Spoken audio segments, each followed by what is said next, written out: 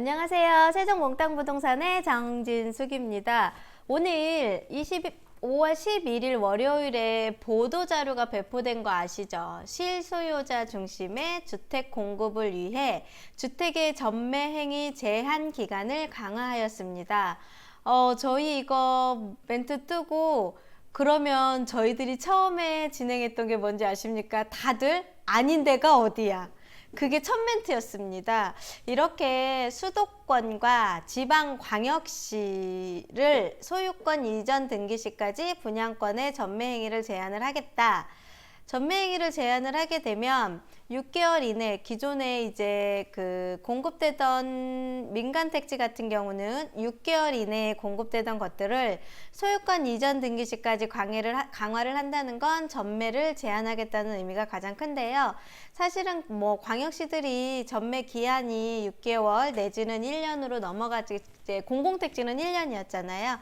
이런 것을 감안해서 지금 기타 지역, 세종을 주변으로 봤을 때는 대전광역시가 조금 분양권 장이 굉장히 좋았었고 이제 그랬던 상황이었는데 광역시까지 묶어버리면 이제는 대전에서 청약의 경쟁률이 높았던 것들이 진짜 청약 금액이 없으신 분들은 청약을 받을 수가 없다는 상황이 이제 생기는 거예요. 계약금과 아파트 대금이 없으신 분들은. 그래서 사실은 제가 돈이 없는데요 하면서 젊으신 분들, 조금 상황이 어려우신 분들한테는 제가 돈이 없는데요 그러면 아파트 청약을 받으셔서 전매 제한 6개월 내지는 1년이 풀린 다음에 매도를 하셔서 그 프리미엄을 가지고서 기존에 조금 저렴한 아파트 기축을 사셔서 내 집 마련을 하시라고 제가 또 안내도 해드렸던 케이스가 많았었는데 이제는 그런 상황이 없어진다고 보시면 될 것 같고, 이제 두 번째 어떤 생각이 드냐면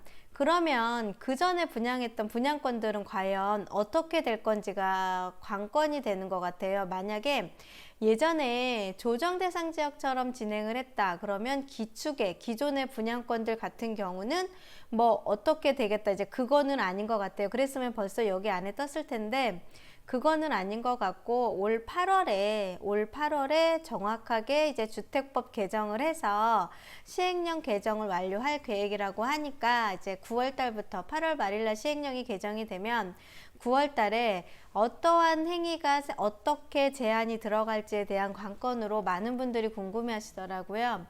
만약에 기존에 거래했던 분양권들, 그러면서 이제 기존에 지금 현재 분양권 상태로 있는 매물들은 어떻게 처리가 될지, 그냥 아무런 상황이 없다고 하면 오히려 기존에 지금 분양권들의 가격의 프리미엄은 계속 올라갈 거고, 그렇지 않고 만약에 전매 제한 횟수를 예전에 조정대상 지역 파리대책 터지면서 1회로 잡아놓는다 하면 이제는 매도하는 타임과 매수하는 타임을 좀 더 신중히 하다 보면 거래율은 떨어질 거고, 이 발표안을 보고서 하루 종일 많은 생각을 했던 것 같습니다. 그래서 전매 행위를 전적으로 차단을 하겠다는 것도 이제 정부의 정책인 것도 맞는데, 과연 실소유자들 중심으로 주택을 공급을 해주는 거 너무 당연하고 너무 좋습니다. 근데 이 아파트 가격이요, 분양 가격이 대전광역시 인근으로 들어가신다고 하시면 분양 가격이 5억 6억이에요 5억 6억일 경우에는 진짜 실수요자들은 그 대금을 지급을 할 수가 없어요.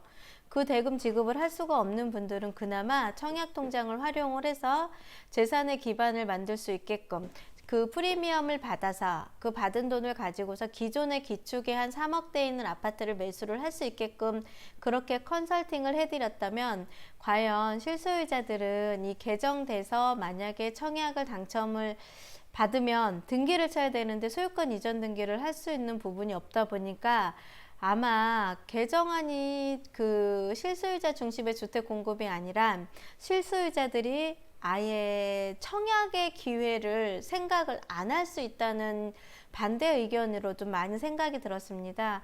저 같은 경우는 그런 생각이 들 것 같아요. 아파트 대금이 5억이면 대출을 빼서 뭐 2, 3억으로 돼서 그 아파트를 내가 현금을 들고 있고 대출을 받아서 이자를 내고 뭐 그런 상황을 만들어서 실수요자들이 그 집에 살아서 거주를 하면 참 좋은데, 그게 되실 분들 같았으면 지금까지 주택을 보유하진 않았겠죠.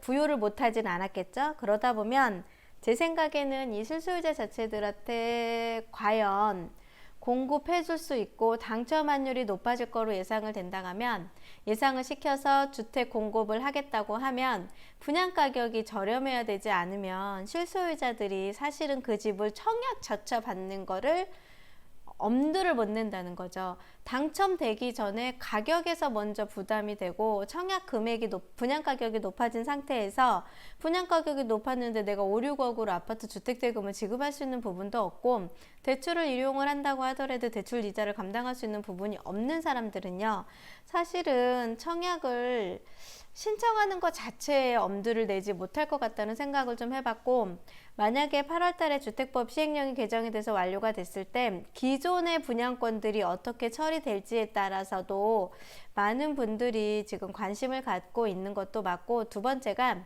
그러면 수도권 과밀억제권과 성장관리 권역이 아닌 지방광역시가 아닌 기타 시도로 들어가는 게 맞지 않나로 생각하시는 분들도 굉장히 많습니다. 그래서 최근에 청주 쪽이 많이 핫하고 청주 쪽에 많이 움직임이 좀 커졌고, 청주 쪽으로 많은 분들이 분양권도 사러 많이 움직였던 것 같은데, 그러면 지금 풍선 효과로 이제 광역시가 묶여버리면 기타 시도로 이제 투자를 하시려는 분들이 많이 늘어나겠네요. 그렇게 되다 보면 이제 또 전국적으로 이제는 가격이 계속 상향이 되는 거죠. 광역시가 한참 올라가서 기타 시도는 그나마 조용했던 시장이 이제는 광역시 관련된 모든 부동산들 정제 분양권이 거래가 안 되면 기타 시도로 가서 기타 시도에 분양을 하거나 청약을 하거나 하는 분들, 분양권을 살 수 있는 분들이 이제 그쪽으로 가셔서 매수 타임을 노려보지 않을까 하는 생각을 많이 해봤습니다. 그래서 이번에 오늘 발표된 과밀억제권역 내에 그 다음에 실소유자 중심의 주택 공급으로 주택 전매 제한 행위를 강화하는 거는, 소유권 이전 등기 시까지 분양권 전매 제한을 하는 거는 뭐 실소유자한테 주택의 공급을 주기 위한 방법으로 지금 제안을 했는데, 이 제안으로 적용받는 지역들이 생각보다 되게 많습니다. 그리고 이제 그 기타 지역은 지금 더없이 내일부터는 기타 지역의 거래가 좀 많이 활발하게 진행이 될 것 같고, 그 다음에 청약 경쟁률이 자꾸 높아지고 한다는 거는 기본적인 실소유자들이 조금 이득을 볼 수 있는 부분을 좀 잡아주면 참 좋은데, 그게 좀 아쉬움이 있다는 생각이 듭니다. 그 다음에 이제 두 번째로 지금 현재 진행이 됐던 안이 또 하나가 있는데요. 그거는 잠시 후에 또 안내를 해드리겠습니다.